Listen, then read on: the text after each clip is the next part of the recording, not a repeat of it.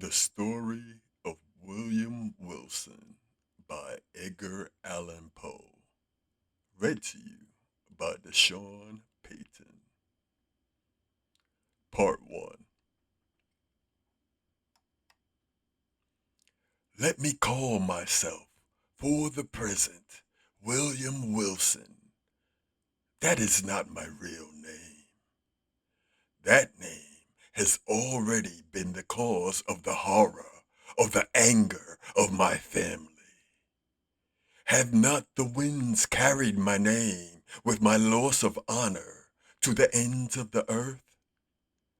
Am I not forever dead to the world, to its honors, to its flowers, to its golden hopes?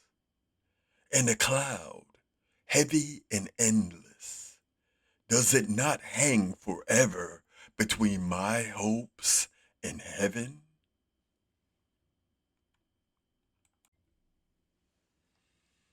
Men usually become bad by degrees, but I let all goodness fall from me in a single moment, as if I had dropped a coat. From small acts of darkness I passed in one great step into the blackest evil ever known. Listen while I tell of the one cause that made this happen. Death is near, and its coming has softened my spirit. I desire, in passing through this dark valley, the understanding of other men. I wish them to believe that I have been, in some ways, in the power of forces beyond human control.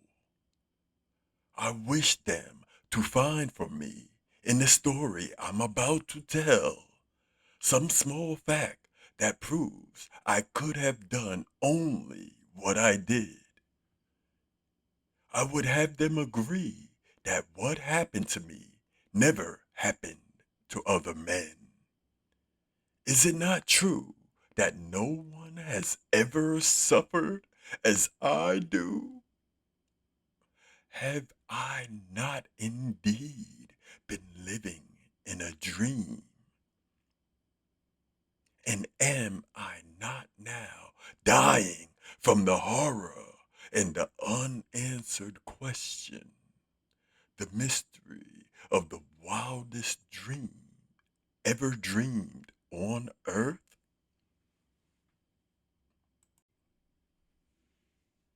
I am one of a family well known for their busy minds. As a small child, I showed clearly that I too had the family character. As I became older, it grew more powerful in me. For many reasons, it became the cause of talk among friends, and the hurt it did me was great. I wanted people to do things my way.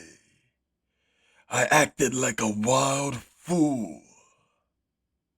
I let my desires control me.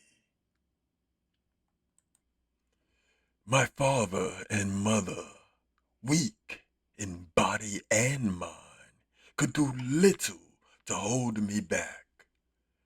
When their efforts failed, of course my will grew stronger.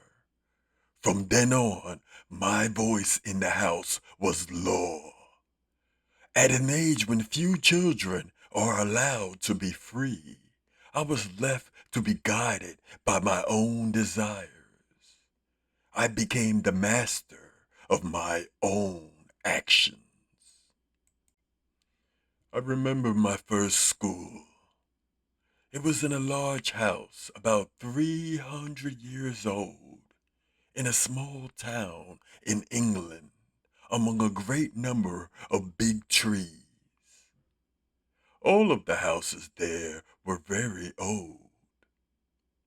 In truth, it was a dreamlike and spirit quieting place, that old town. At this moment, I seemed to feel the pleasant coolness under the shade of the trees. I remembered the sweetness of the flowers. I hear again, with delight I cannot explain, the deep sound of the church bell each hour breaking the stillness of the day. It gives me pleasure to think about the school, as much pleasure perhaps as I am now able to experience. Deep in suffering as I am, suffering only too real. Perhaps no one will object if for a short time I forget my troubles and tell a little about this period. Moreover, the period and place are important. It was then and there that I first saw hanging over me the terrible promise of things to come. Let me remember. The house where we boys lived and went to school was, as I said, old and wide. The grounds about it were large, and there was a high wall around the outside of the whole school. Beyond this wall, we went 3 times in each week, on one day to take short walks in the neighboring fields, and 2 times on Sunday to go to church. This was the one church in the village, and the head teacher of our school was also the head of the church. With a spirit of deep wonder and of doubt, I used to watch him there. This man, with slow step and quiet, thoughtful face, in clothes so different and shining clean. Could this be the same man who, with hard face and clothes far from clean, stood ready to strike us if we did not follow the rules of the school? Oh, great and terrible question, beyond my small power to answer. I well remember our playground, which was behind the house. There were no trees, and the ground was hard as stone. In front of the house, there was a small garden, but we stepped into this garden only at very special times, such as when we first arrived at school, or when we left it for the last time, or perhaps when father or mother or our friend came to take us away for a few days. But the house, what a delightful old building it was. To me, truly a palace. There was really no end to it. I was not always able to say with certainty which of its 2 floors I happened to be on. From each room to every other, there were always 3 or 4 steps, either up or down.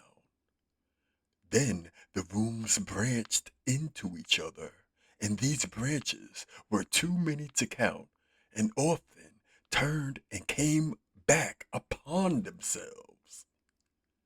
Our ideas about the whole great house were not very far different from the thoughts we had about time without end. During the 5 years I was there, I could never have told anyone how to find the little room where I and some 18 or 20 other boys slept. The schoolroom was the largest room in the house, and I couldn't help thinking it was the largest in the world. It was long and low, with pointed windows and heavy wood overhead. In a far corner was the office of our head teacher, Mr. Bransby. This office had a thick door, and we would rather have died than open it when he was not there. Inside the thick walls of the school, I passed my years from 10 to 15. Yet I always found it interesting. A child's mind does not need the outside world. In the quiet school, I found more bright pleasure that I found later as a young man in riches or as an older man in wrongdoing. Yet I must have been different indeed from most boys. Few men remember much of their early life. My early days stand out as clear and plain as if they had been cut in gold. In truth, the hotness of my character and my desire to lead and command soon separated me from the others. Slowly, I gained control over all who were not greatly older than myself, over all except one. This exception was a boy who, though not of my family, had the same name as my own, William Wilson. This boy was the only one who ever dared to say he did not believe all I told him and who would not follow my commands. This troubled me greatly. I tried to make the others think that I didn't care. The truth was, I felt afraid of him. I had to fight to appear equal with him, but he easily kept himself equal with me. Yet no one else felt, as I did, that this proved him the better of the two. Indeed, no one saw this battle going on between us. All his attempts to stop me and what I wanted to do were made when no one else could see or hear us. He did not desire, as I did, to lead the other boys. He seemed only to want to hold me back, sometimes with wonder and always without pleasure. I saw that his manner seemed to show a kind of love for me. I did not feel thankful for this.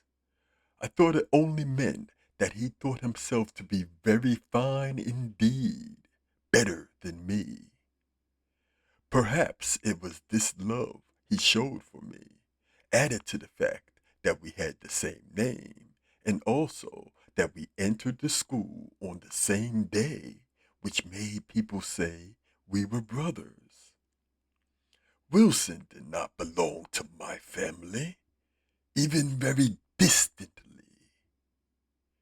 But if we had been brothers, we would have been near to each other indeed, for I learned that we were both born on the 19th of January, 1809. This seemed a strange and wonderful